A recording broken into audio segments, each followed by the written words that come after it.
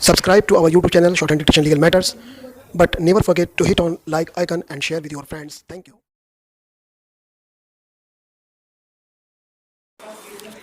Ready, start. Mr. Vice Chairman, Sir, this year the President's address given to the Parliament gives a well conceived, well prepared picture of the nation. I rise to support the motion of thanks which has been brought before the House by Shri Kulkarni. At the outset, he has pointed out that this year has faced a severe drought.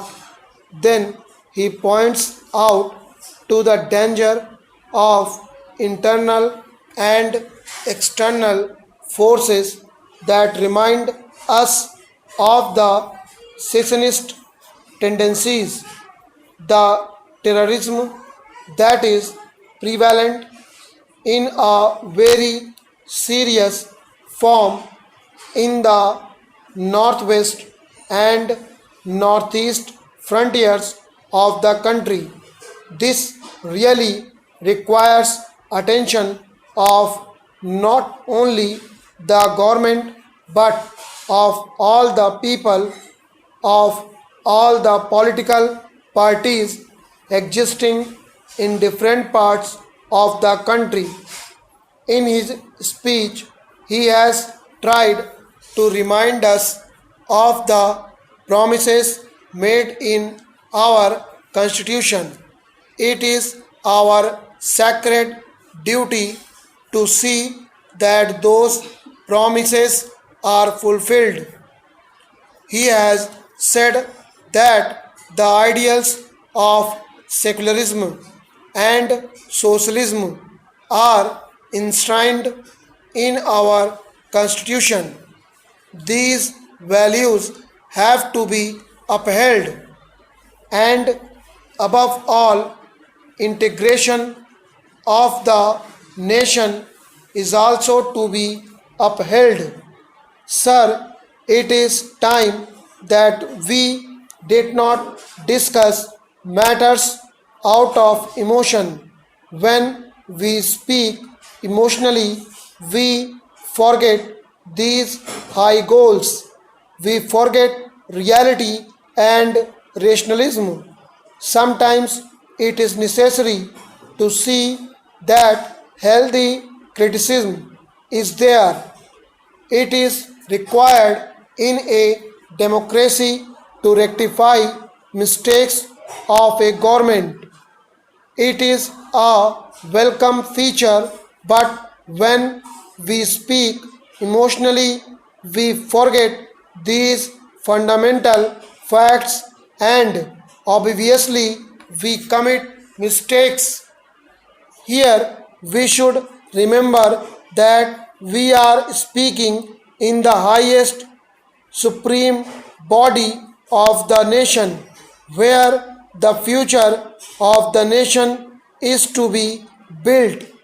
When we are discussing all these things in this house about the goals of the nation, about the development of the national life, the whole world is watching us. So, this factor has always to be kept in mind.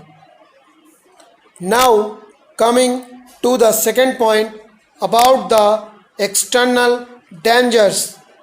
We know of the terrorists in the border states.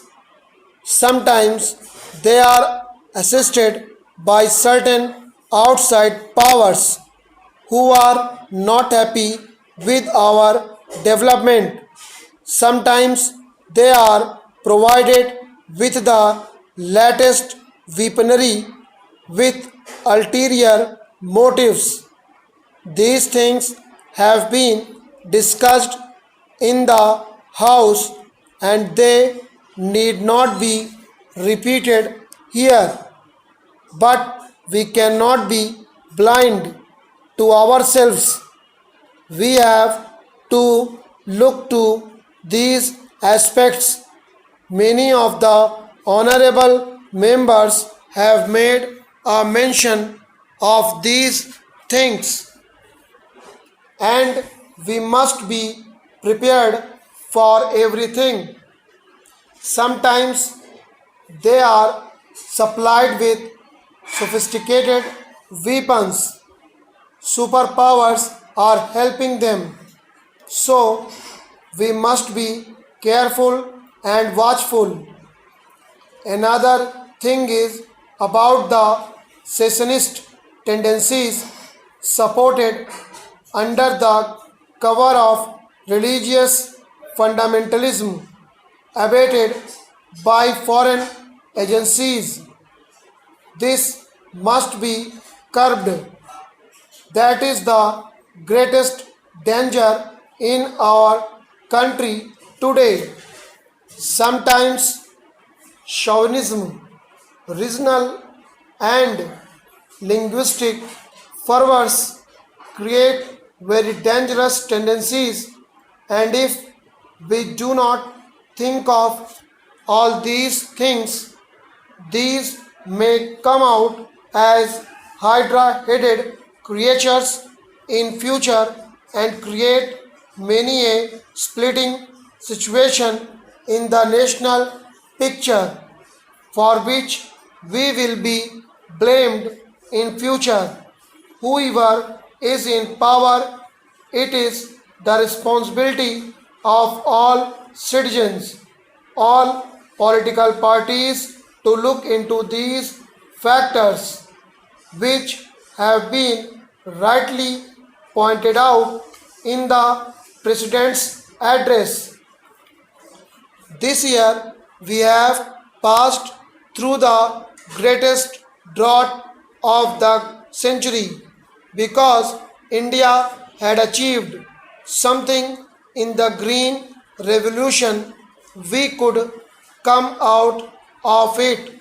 Out of 35 climatic zones, 23 zones suffered from scanty rainfall and drought, and some parts of the country faced floods also.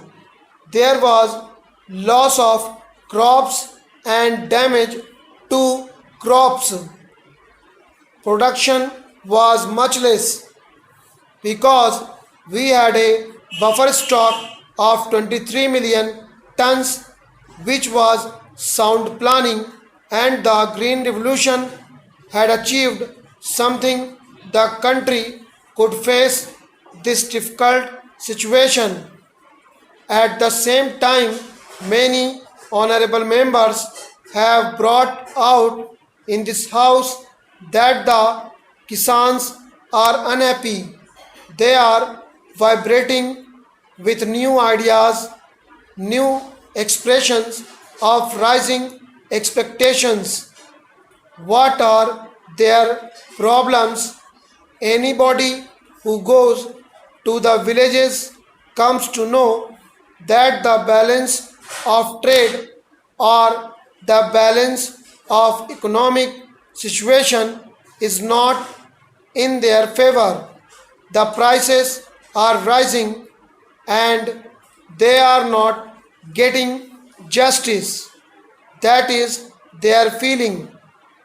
Still worse is the plight of small and marginal farmers. The government is spending a lot on subsidies for food sufficiency by way of subsidized fertilizers and other things, but their share is much less.